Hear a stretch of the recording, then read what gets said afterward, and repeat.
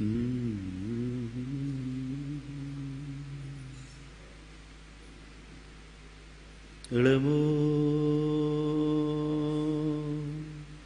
अरिहन्ताणं नमो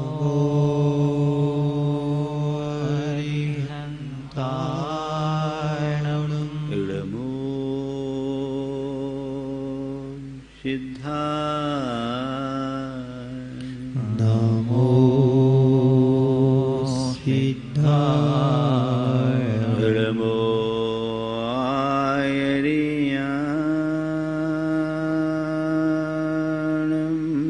नमो आयर्याणं नमो उवज्झायाणं नमो वज्रायाणं नमो लोये सवशहनं नमो लोहे सव्यसाहुणम् एषो पञ्चेण मुयारो एषो पञ्चेणमो यारो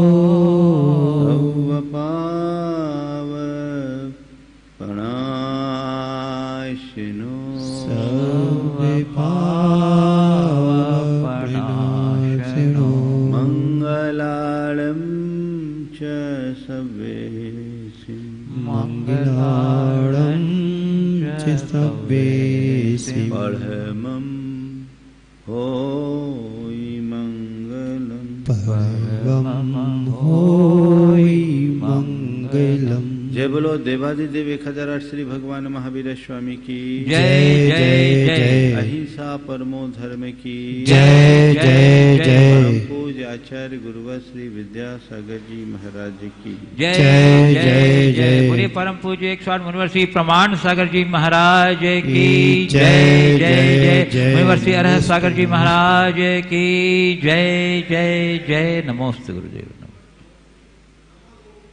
ओ आज बात शौच धर्म की है। सुचेर भावम शौचम, सुचिता के भाव का नाम शौच है। सुचिता यानी पवित्रता। जीवन की पवित्रता का आधार मन का संतोष है।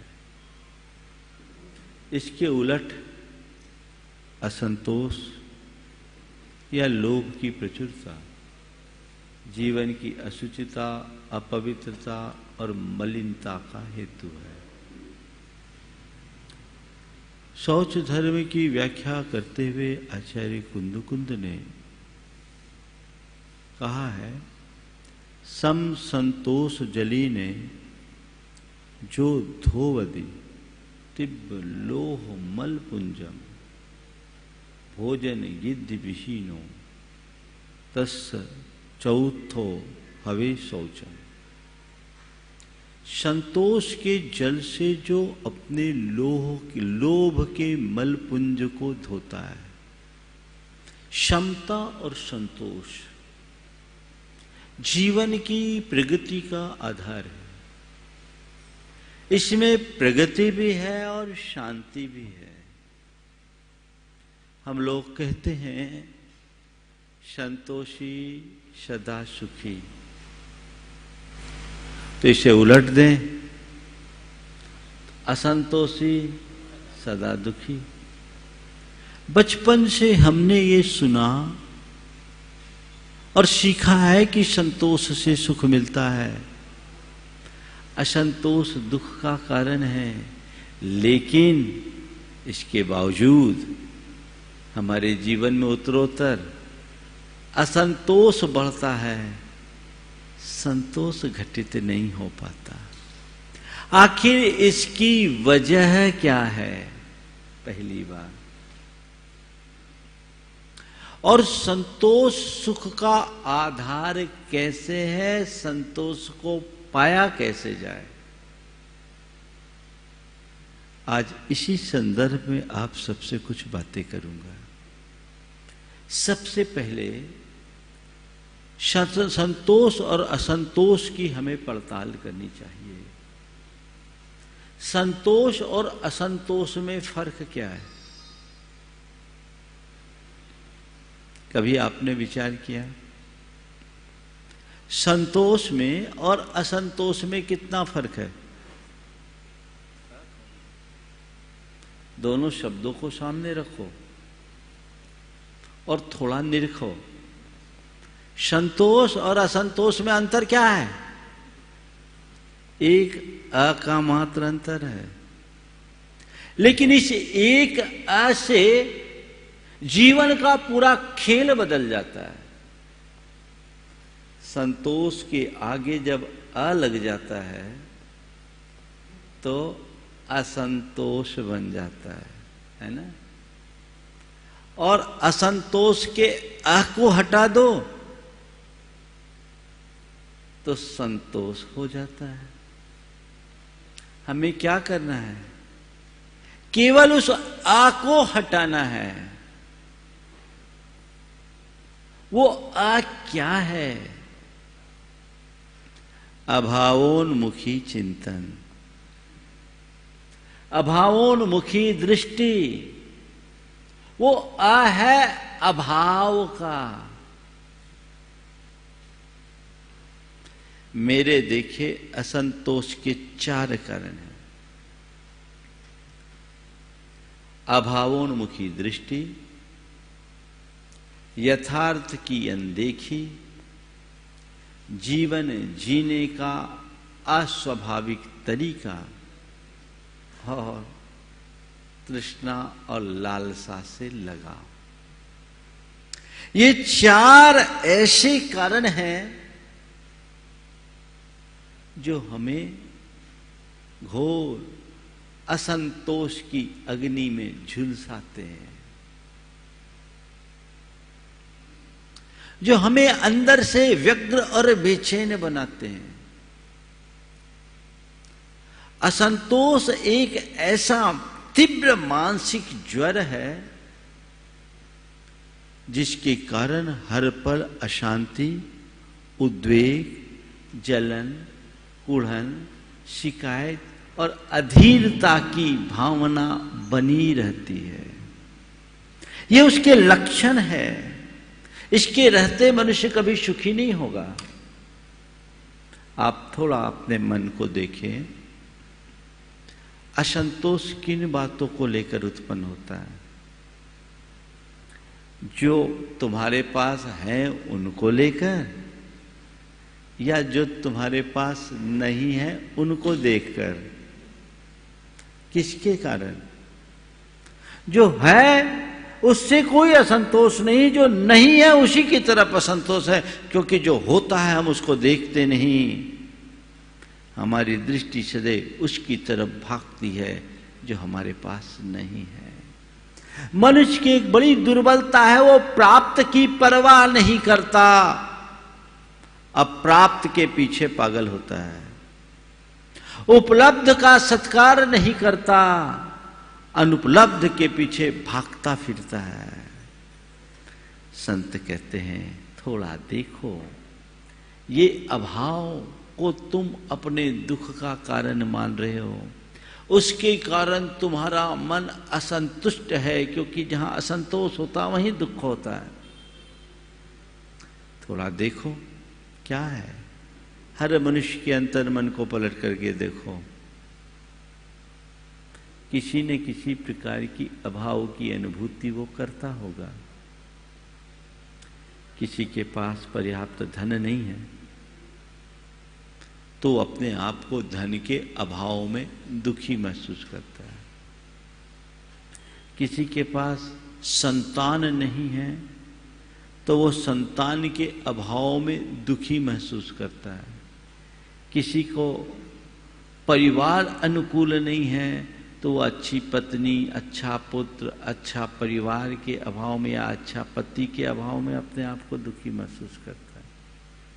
किसी का स्वास्थ्य अनुकूल नहीं है तो वो अच्छे स्वास्थ्य की कल्पना में अपने आप को दुखी महसूस करता है।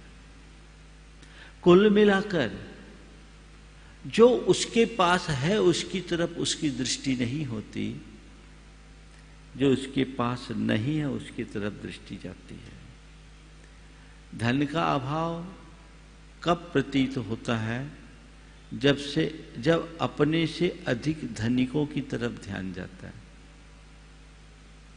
और जब लगता है कि वो मुझसे ज्यादा धनवान है, उसके पास किसी चीज की कमी नहीं, बढ़िया ठाट बाट,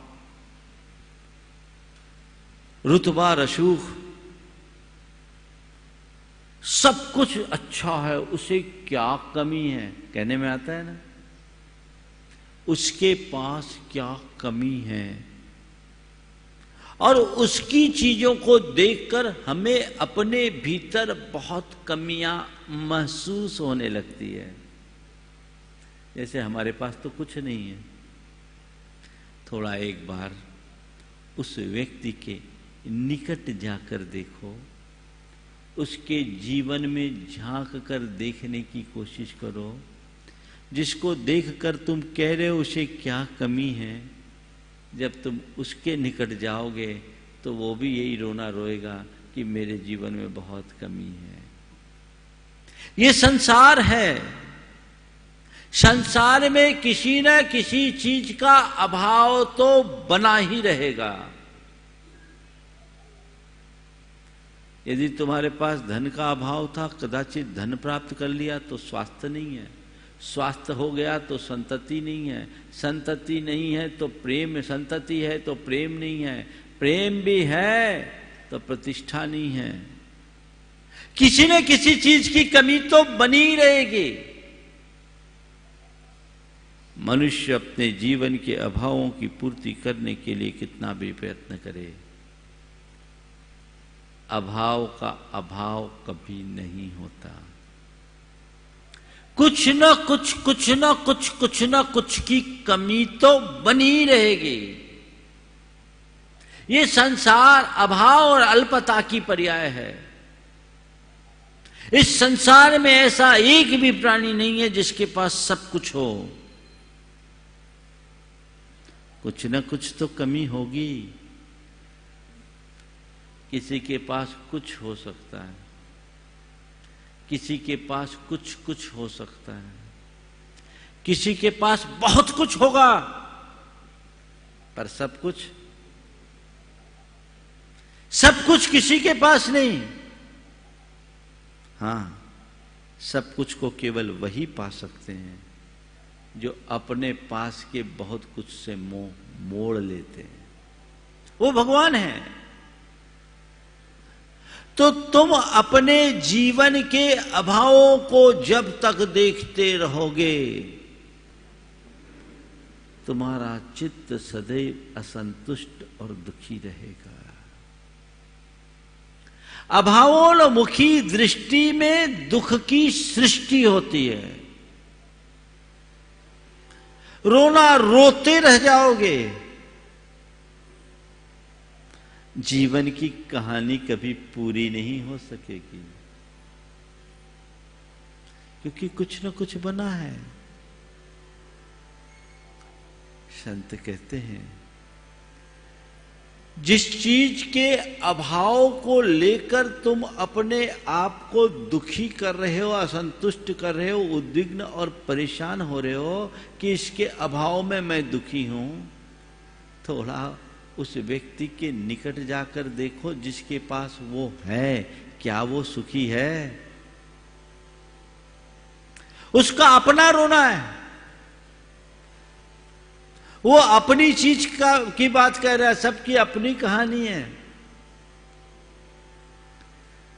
सब परेशान हैं। क्यों? क्योंकि संतोष नहीं है, हाय हाय लगी है। गुरुदेव ने एक दिन बहुत अच्छी बात कही थी। मनुष्य की बड़ी विचित्रता है।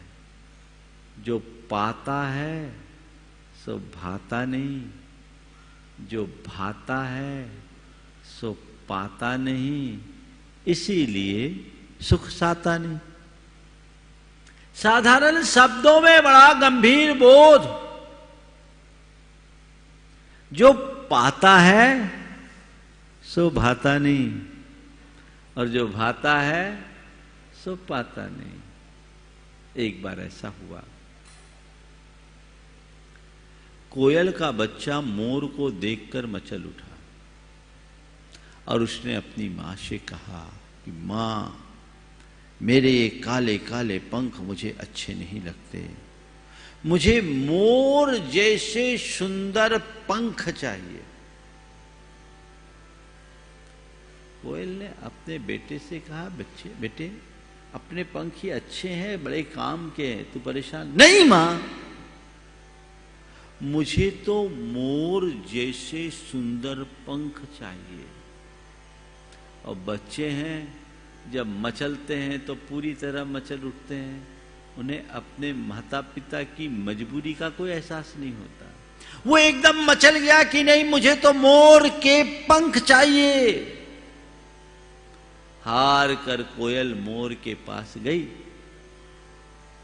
मोर से निवेदन की कि भैया आपके पंख बड़े सुंदर हैं, भैया आपके पंख बड़े सुंदर हैं, मेरे बेटे का मन आपके पंख को मचल रहा है, यदि एक आध पंख आप दोगे तो मेरे बेटे का मन रह जाएगा। मोर ने कोयल की प्रार्थना सुनी और अपना पंख झड़ाया। मोर ने कोयल की प्रार्थना सुनी, अपना पंख झड़ाया, और कोयल ने मोर के पंख को अपने बच्चे के पंख में लगा दिया। मोर का पंख पाते ही कोयल का बच्चा हर्ष विभोर होकर कूकने लगा, मधुर कूक फूट पड़ी। पर जैसे ही कोयल के बच्चे ने अपने मधुर कूक की, पास खड़ा मोर का बच्चा रोने लगा। जैसे ही कोयल के बच्चे ने अपनी मधुर कूक की, पास खड़ा मोर का बच्चा रोने लगा और उसने कहा, मां मेरी आवाज बड़ी बेसुरी है, मुझे तो कोयल जैसी मधुर आवाज चाहिए। क्या हो सकता है? ये जीवन की बहुत बड़ी सच्चाई है। कोयल का बच्चा मोर के पंख के पीछे परेशान है और मोर का बच्चा कोयल की आवाज के लिए रो रहा है। दोनों दुखी हैं। रविन्द्रनाथ टैगोर की ये पंक्तियां आज के संदर्भ में बड़ी सार्थक है। छोड़कर निश्वास कहता है, नदी का यह किनारा उस पार ही क्यों बह रहा है, जगत भर का हर्ष सारा। छोड़कर निश्वास कहता है, नदी का यह किनारा उस पार ही क्यों बह रहा है, जगत भर का हर्ष सारा।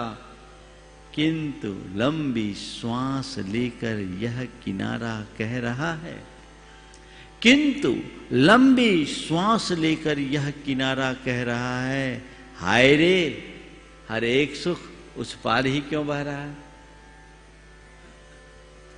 इस किनारे वाले को उस किनारे पर सुख दिख रहा, उस किनारे वाले को इस किनारे पर सुख दिख रहा है, दोनों मझधार में है। अगर तुम्हारी दृष्टि अभाव में होगी तो जीवन दुखी दुखी दुखी रहेगा। जो भी व्यक्ति अपने जीवन और जीवन की व्यवस्थाओं से असंतुष्ट रहते हैं, उनके निकट जाओ आप, केवल शिकायती स्वर मिलेंगे। अजी ये कमी है, वो कमी है, उसने ऐसा कर दिया, उसने वैसा कर दिया, ये हो गया, वो हो गया। वो बड़े उत्तप्त, उद्विग्न, अधीर और आतुर दिखाई पड़ेंगे। उन्हें अपने पास जो है उसकी तरफ दृष्टि ही नहीं। संत कहते हैं कि यदि तुम्हें नंगे पांव चलने की स्थिति आ रही है तो दूसरों के जूतों को देखकर अपने मन को व्याकुल मत बनाओ कि मेरे पैरों में जूते नहीं हैं, अपितु इस बात का फक्र मानो कि कम से कम मेरे पांव तो है। दुनिया में ऐसे कितने हैं जिनके पैर भी नहीं हैं। पर सवाल ये है कि अपने मन से पूछो कि तुम्हें अपने पांव दिखते हैं या सामने वालों के जूते। विडंबना यही है कि लोगों को अपने पैर नहीं दिखते, औरों के जूते दिखते, इसीलिए जूते खाते हैं। पूरा जीवन दुविधाओं में पड़ा है। जो तुम्हारे पास है वही तुम्हारे काम का है, जो तुम्हारे पास नहीं है किसी काम का नहीं। और एक बात बोलूं, अभाव का संबंध वस्तुओं की अनुपलब्धता से नहीं है, अभाव का संबंध हमारे अनुभव से है, हमारे अनुभव से है। जब तक हम अभाव का अनुभव न करें हमें किसी चीज की कमी का एहसास ही नहीं होगा। ये हमारी मनस्थिति पर निर्भर करती है। ये बताओ, तुलनात्मक दृष्टि से देखें तो तुम्हारे पास जो चीजें हैं उनमें से हमारे पास क्या है? बोलो, है क्या? जिन चीजों के अभाव के कारण तुम अपने आप को दुखी महसूस करते हो उनमें से कुछ भी हमारे पास है ना? तो तुम जो सोचते हो मेरे पास ये अभाव है, इसका अभाव है, उसका अभाव है, इसलिए हम दुखी हैं, तो हमसे सबसे ज्यादा दुखी तो हमको होना चाहिए। क्यों? सबसे ज्यादा दुखी हमें होना चाहिए ना। हमारे पास धन नहीं, हमारे पास साधन नहीं, हमारे पास क्या है? कुछ भी तो नहीं, बस पीछी और कमंडल है।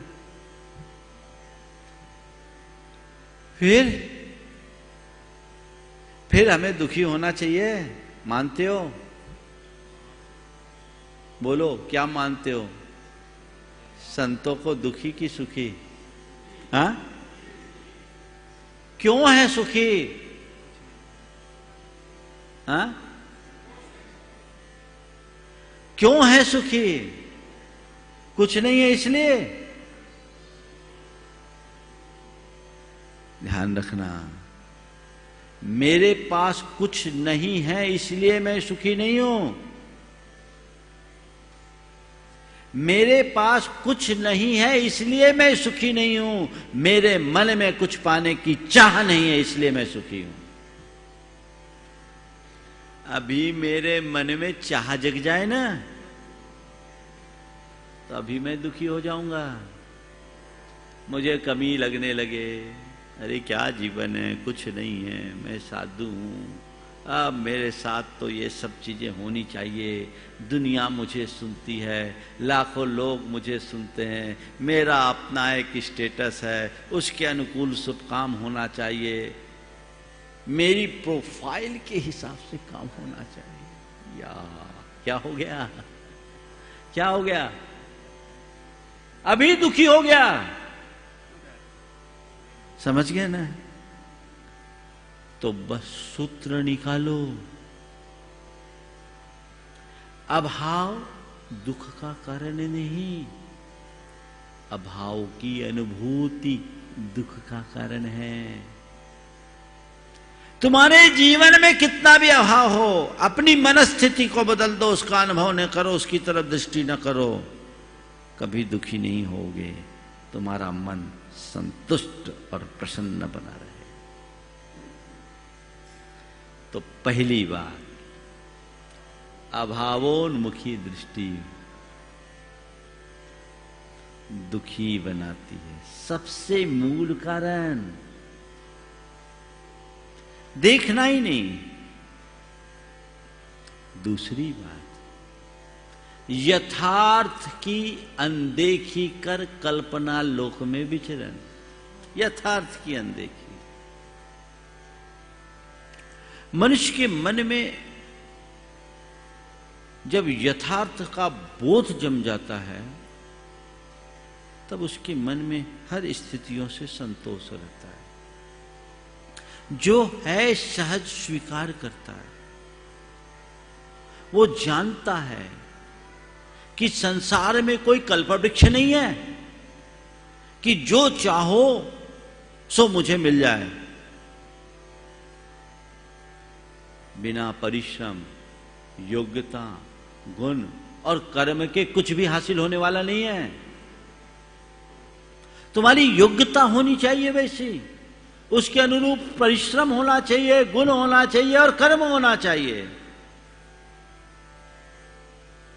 ये भोग भूमि नहीं है, कर्म भूमि है। यहां जो चाहो वो नहीं मिलेगा।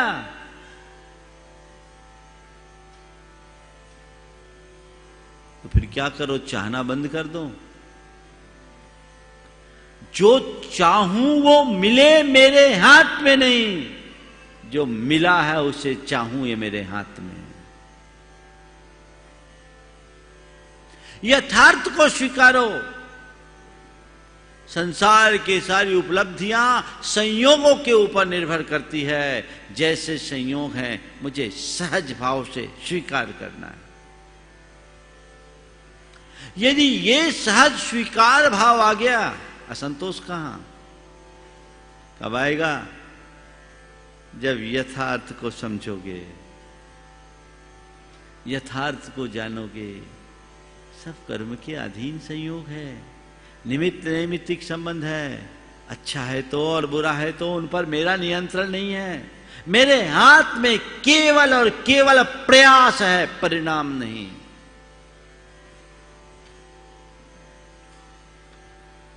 जो जीवन की यथार्थ को समझता है वो अपनी उन्नति के लिए सतत प्रगतिशील रहता है, प्रयास भी करता है, पर परेशान नहीं होता। और जो जीवन के यथार्थ बोध से शून्य होता है वो प्रयास कम करता है, परेशान ज्यादा। संतुष्ट होकर जीने का मतलब यह नहीं कि तुम निरुद्यमी हो जाए। मैंने अपने पहले वाक्य में कहा था कि संतोष हमारे जीवन की उन्नति, प्रगति और शांति का आधार है। महाराज संतोष से तो प्रगति रुक जाएगी, हाथ पर हाथ धर करके बैठ जाएंगे, हमारी ग्रोथ ही नहीं होगी। संतोष का मतलब ये नहीं है कि आप हाथ पर हाथ धर करके बैठे रहो, कुछ मत करो। संतोष रखने का मतलब है उद्यम करो, उद्विग्न मत हो, प्रयास करो, परेशान मत हो। जीवन की उन्नति के लिए धैर्य, उत्साह और परिश्रम की जरूरत होती है। धैर्य के साथ, उल्लास, उमंग और उत्साह के साथ आगे बढ़ो। लेकिन जब मन में असंतोष आता है उसे अधीर बना देता है, हताश बना देता है, उद्विग्न बना देता है, उसकी कार्य क्षमता वहीं कुंठित हो जाती है। तो प्रगति कहां होगी? वो वहीं के वहीं थम जाएगा। असंतोष हमारे पांव को रोकता है, संतोष में गति आती है। यथार्थ है, ठीक है, मेरे हाथ में प्रयास है, परिणाम नहीं। मैं 100% दूं, ये मेरा पुरुषार्थ है। और जो परिणाम आ जाए वो मेरा भाग्य है। ये भाव कब घटेगा? जब जीवन के यथार्थ पर भरोसा करके चलोगे। जो इस यथार्थ को नहीं समझते या जिनका विश्वास इस यथार्थ पर नहीं होता, वो पूरे जीवन भागा दौड़ी में ही लगे रहते हैं, हासिल कुछ नहीं कर पाते। अपने आप को भाग दौड़ से बचाइए और जीवन को आगे बढ़ाने का उद्यम कीजिए, यथार्थ को पहचानिए। आजकल लोग अपने जीवन में अपने लिए कम, अपने बाद वालों के लिए ज्यादा परेशान रहते हैं। बोलो,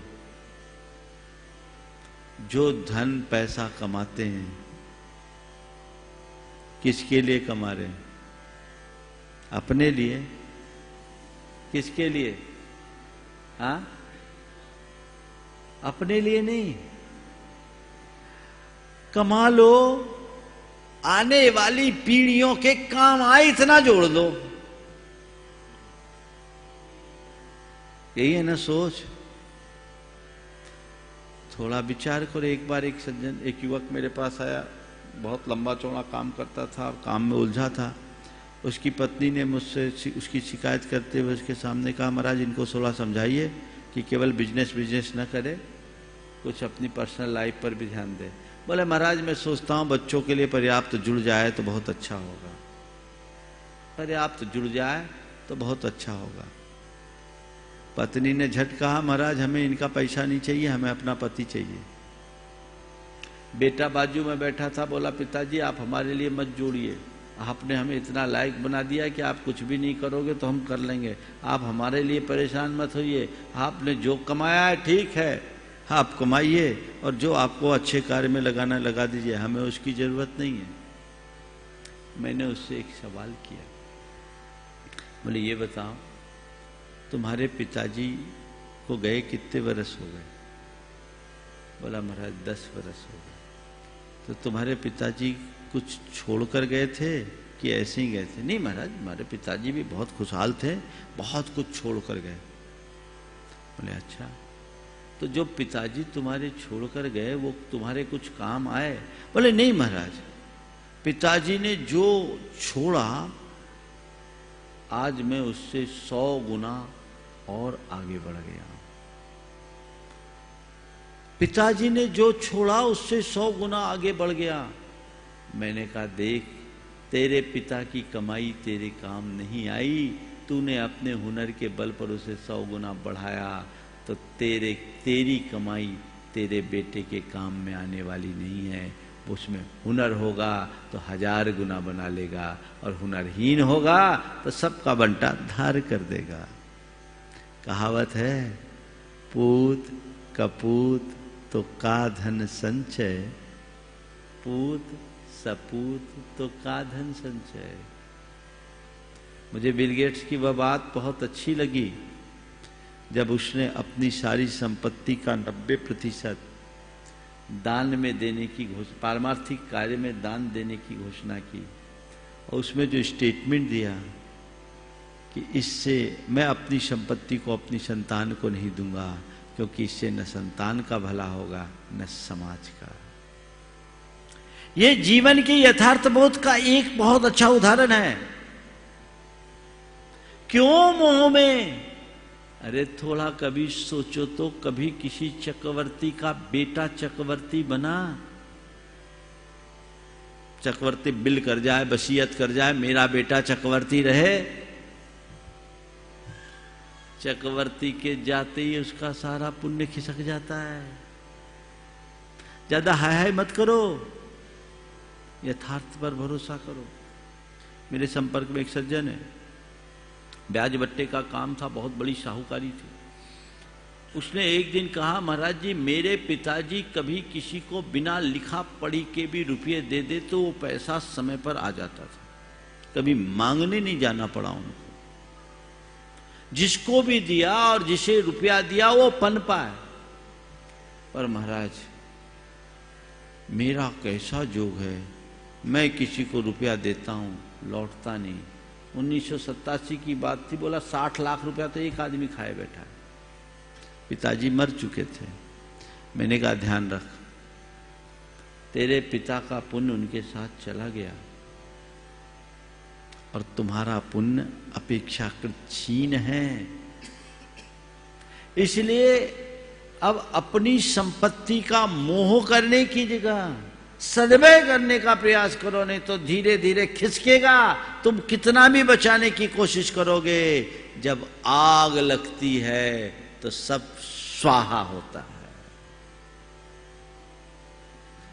उस व्यक्ति को मेरी बात बैठ गई और वो फिर अपने आप को, अपनी संपत्ति को परमार्थिक कार्यों में लगाना शुरू कर दिया। बोला उधर डूबता है, इससे अच्छा अच्छे कार्य में लगाए।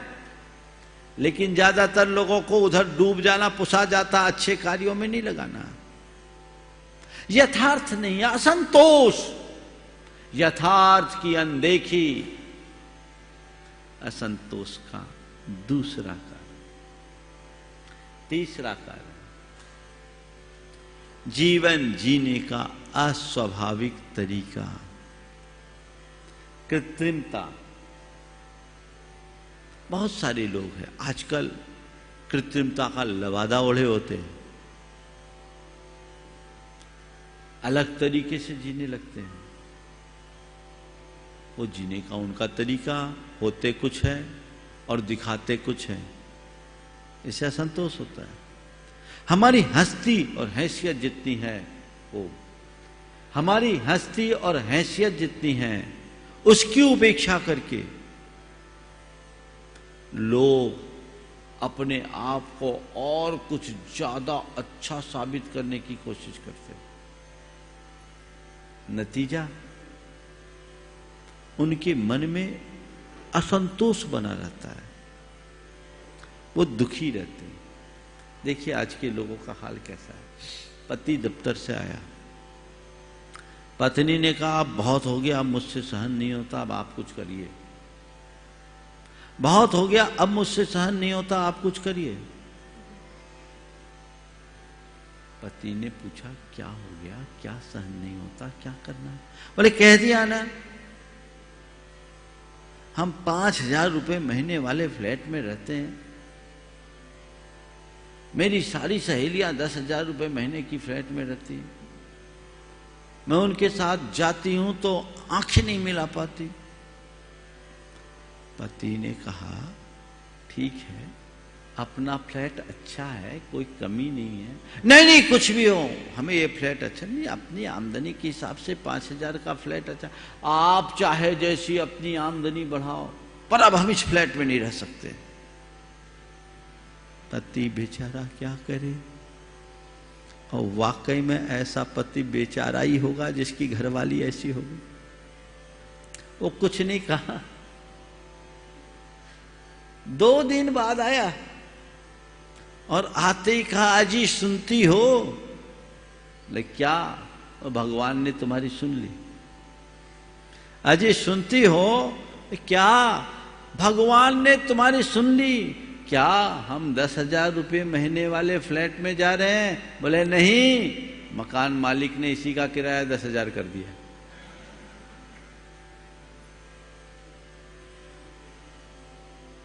ये है कृत्रिमता, जिसकी वजह से व्यक्ति खुद अपने लिए असंतोष प्रकट करता है।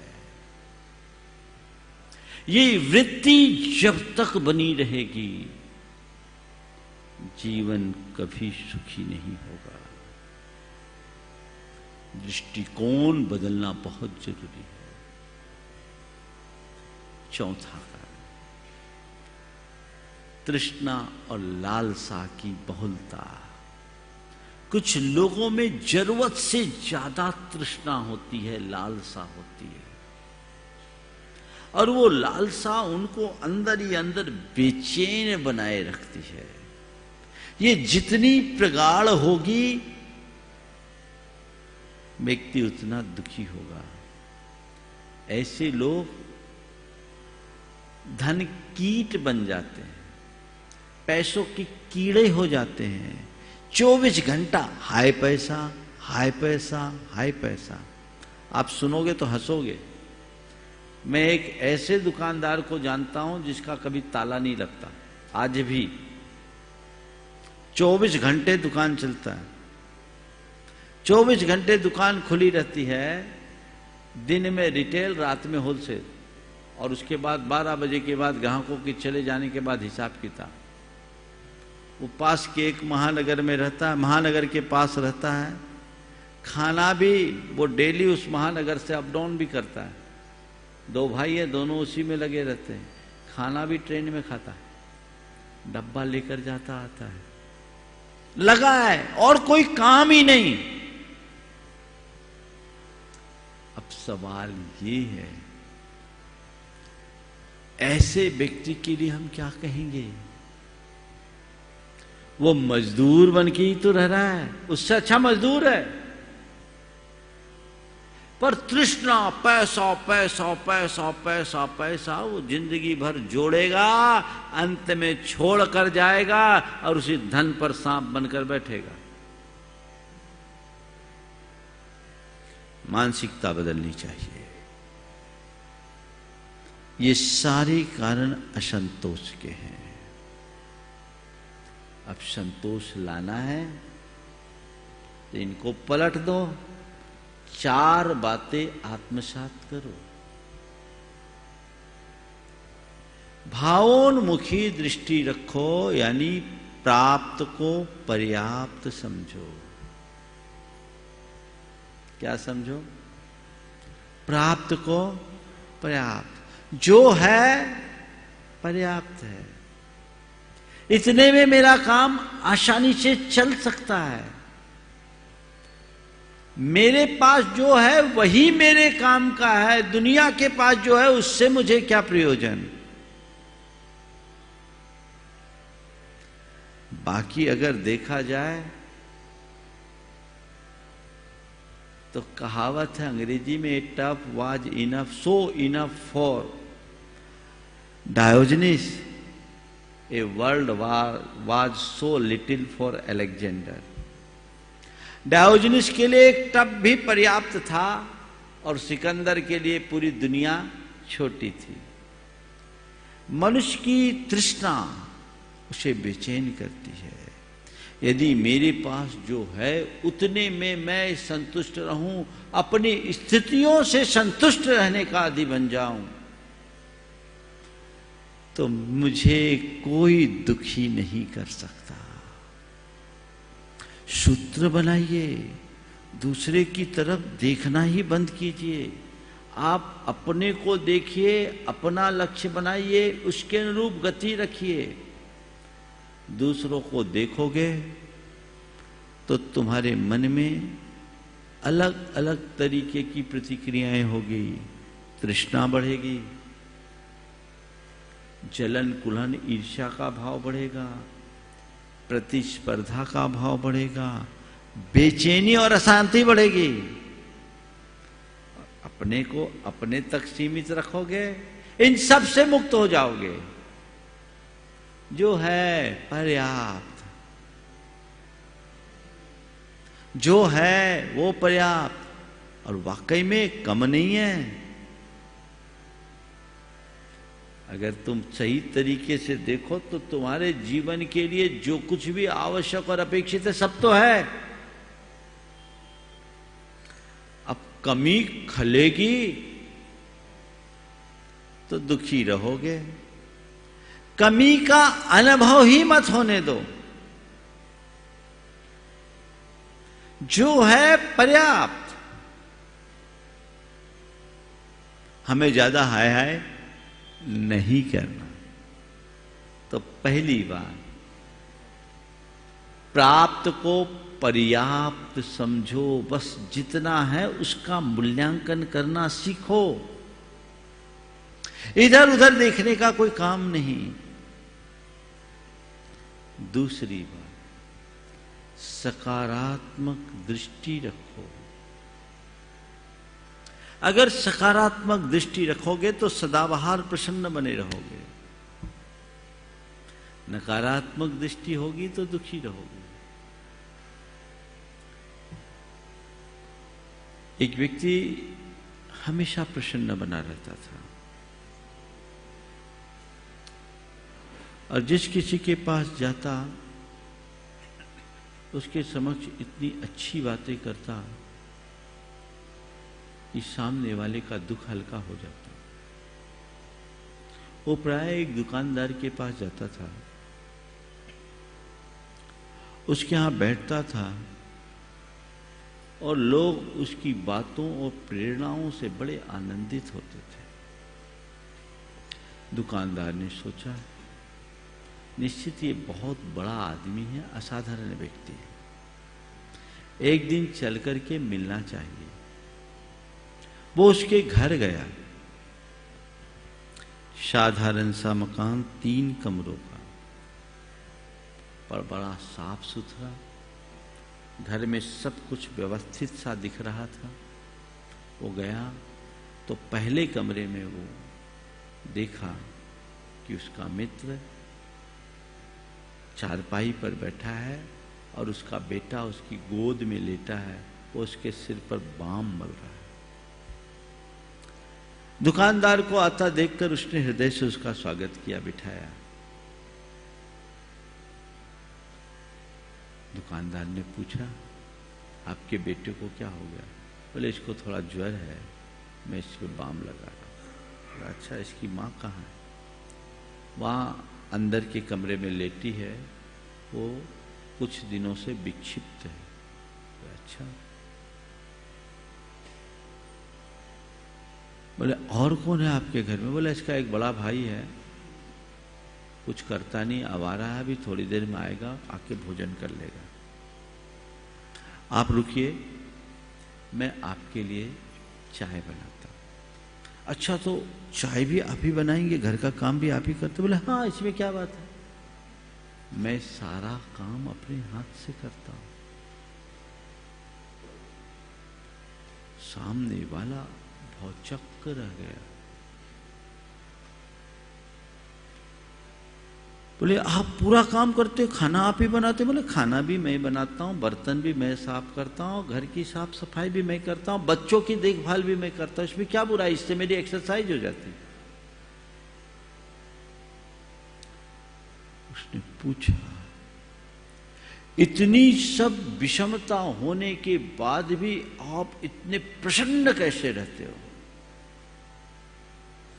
उसने कहा मैं एक ही बात सोचता हूं कि मेरी पत्नी पागल है तो क्या हुआ, कम से कम चिल्लाती तो नहीं, पड़ी रहती है, मैं उसका भरण पोषण कर देता हूं। दुनिया में बहुत से ऐसे लोग हैं जो पागल होने के साथ साथ चिल्लाते भी हैं या एक दूसरे को काटते भी हैं। मैं अपने आप को खुशनसीब समझता हूं कि चलो उसका दिमाग भर पागल है और बाकी चीजें तो ठीक है। मैं अपने बेटे को देखकर सोचता हूं आवारा है तो क्या हुआ, अपराधी तो नहीं। मैं उस पर ठीक ढंग से ध्यान नहीं दे पाया इसलिए आवारा हो गया, लेकिन अपराधी नहीं, आज नहीं कल सुधर जाएगा। उसने पूछा ऐसा आप कर कैसे लेते हो? तो उसने कहा मैं ज्यादा कुछ नहीं जानता, मैं केवल इतनी ही बात जानता हूं कि हर हाल में संतुष्ट रहना ही जीवन का मूल मंत्र है। जो है उसे सहज भाव से स्वीकार करो। मैं कभी किसी से शिकायतें नहीं करता, जो है उसे सहज भाव से स्वीकार करता हूं। ये दृष्टिकोण जिसके अंदर आ जाए वो कभी दुखी होगा नहीं होगा। अपने मन से पूछो, 24 घंटे मन में शिकायतें भरी रहती है। 2 पड़ोसी थे, एक का नाम था हसंत जी दिलखुश और दूसरे का नाम था रुदंत जी आंसूवाल। आजू बाजू में थे।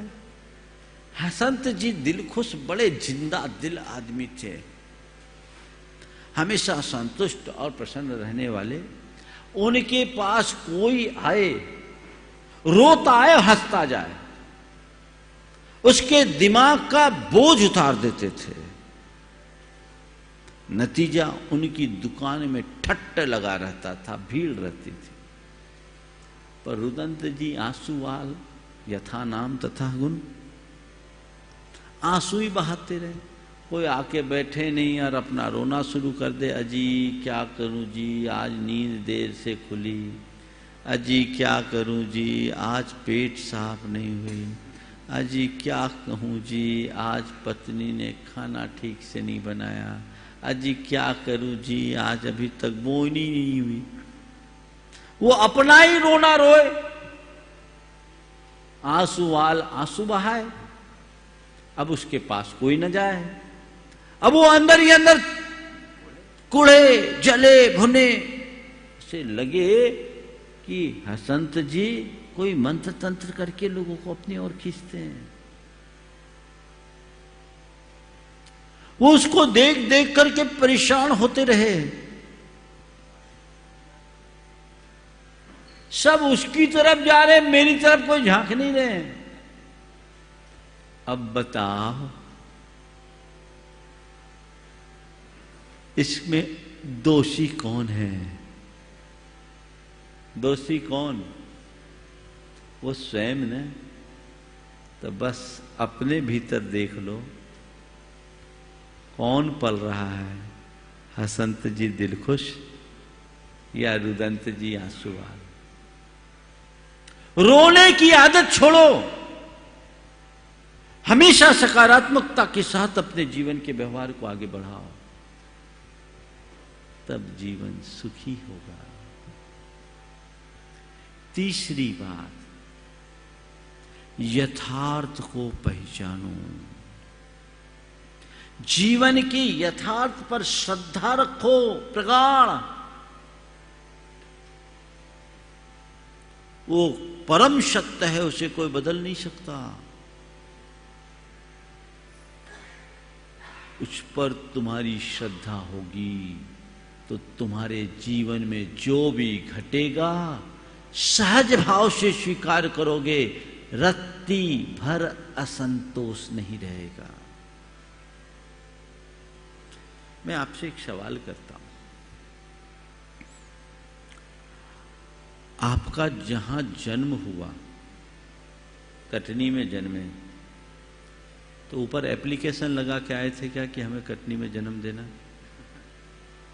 बोलो, नहीं ना। जिस माँ बाप के घर में जन्म लगा मिला उसके लिए कोई एप्लीकेशन लगाए थे? नहीं। हमने जहां जन्म लिया उसे स्वीकार लिया, जिसके यहां जन्म लिया उसे स्वीकार लिया। और तुम्हें जो शरीर मिला उसको भी स्वीकारा ना? स्वीकारा नहीं कि उस पर शिकायत, अरे कहाँ कटनी में पैदा हो गए, अमेरिका में होते तो ज़्यादा अच्छा होता, कहाँ एक साधारण परिवार में जन्मे बिल गेट्स के बेटे बने होते तो अच्छा होता। ऐसा मन में तो नहीं आता ना, आएगा तो पागलपनी है। ये मेरा शरीर कैसा हो गया, मेरा शरीर तो कोई अच्छा रूपवान व्यक्ति की भांति होता तो अच्छा होता, सलमान खान या ऐश्वर्या राय होता तो अच्छा होता। ये सोच तो नहीं होती ना। क्यों ऐसी सोच क्यों नहीं? क्योंकि हमने स्वीकारा है, मेरी यही नियति है, यही परिणति है, यही यथार्थ है। बात समझ में आ रही? तो जहां यथार्थ की स्वीकृति होती है वहां असंतोष नहीं पनपता, संतोष की सृष्टि हो जाती है। इसलिए यथार्थ पर विश्वास रखो।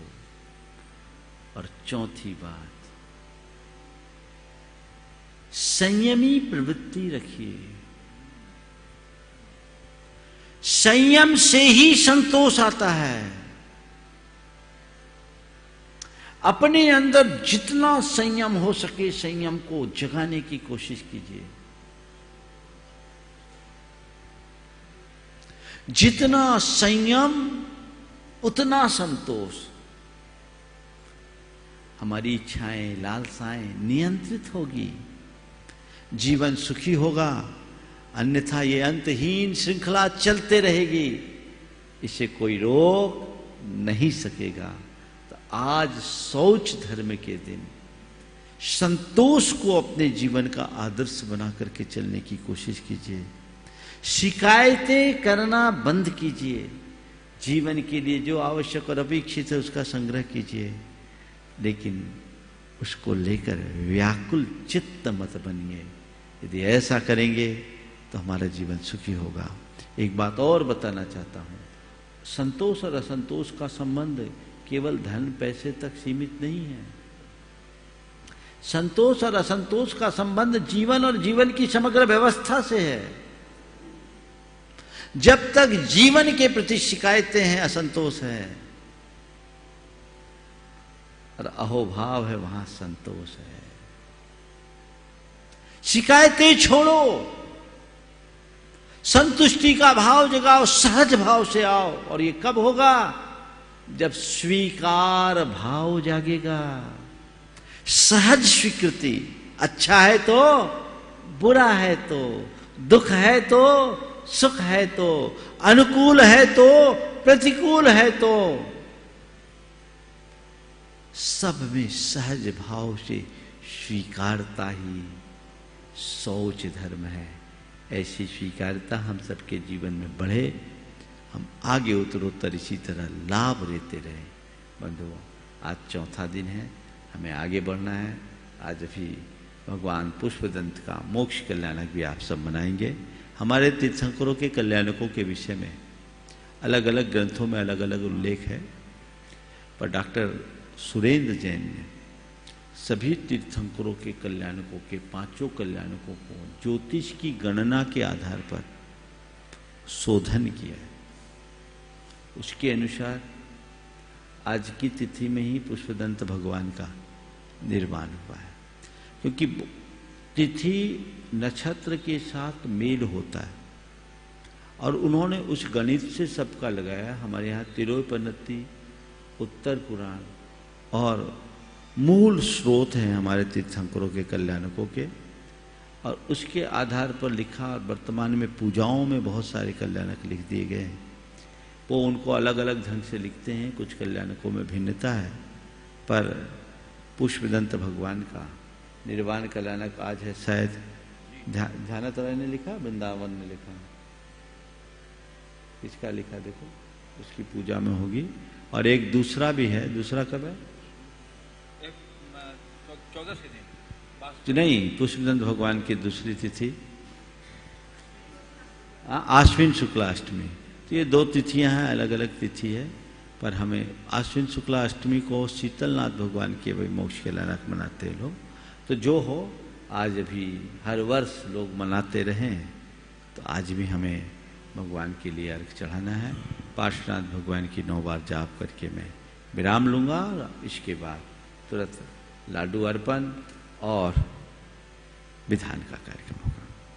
ओम ह्रीम ह्रम श्री पार्श्वनाथ जिनेन्द्राय नमो नमः। ओम ह्रीम अर्हम श्री पार्श्वनाथ जिनेन्द्राय नमो नमः। ओम ह्रीम ह्रम श्री पार्श्वनाथ जिनेन्द्राय नमो नमः। ओम ह्रीम अर्हम श्री पार्श्वनाथ जिनेन्द्राय नमो नमः। ओम ह्रीम ह्रम श्री पार्श्वनाथ जिनेन्द्राय नमो नमः। ओम ह्रीम अर्हम श्री पार्श्वनाथ जिनेन्द्राय नमो नमः। ओम ह्रीम ह्रम श्री पार्श्वनाथ जिनेन्द्राय नमो नमः। ओम ह्रीम अर्हम श्री पार्श्वनाथ जिनेन्द्राय नमो नमः। ओम ह्रीम ह्रम श्री पार्श्वनाथ जिनेन्द्राय नमो नमः। ओम ह्रीम अर्हम श्री पार्श्वनाथ जिनेन्द्राय नमो नमः। ओम ह्रीम ह्रम श्री पार्श्वनाथ जिनेन्द्राय नमो नमः।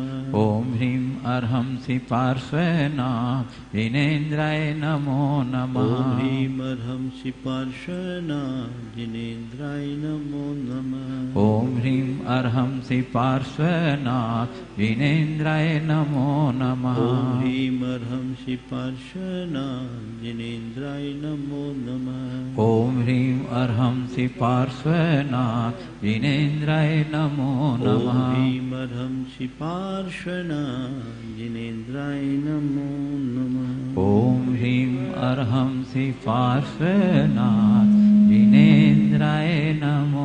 जय बोलो चिंतामणि श्री पार्श्वनाथ भगवान की। चलिए आचार्य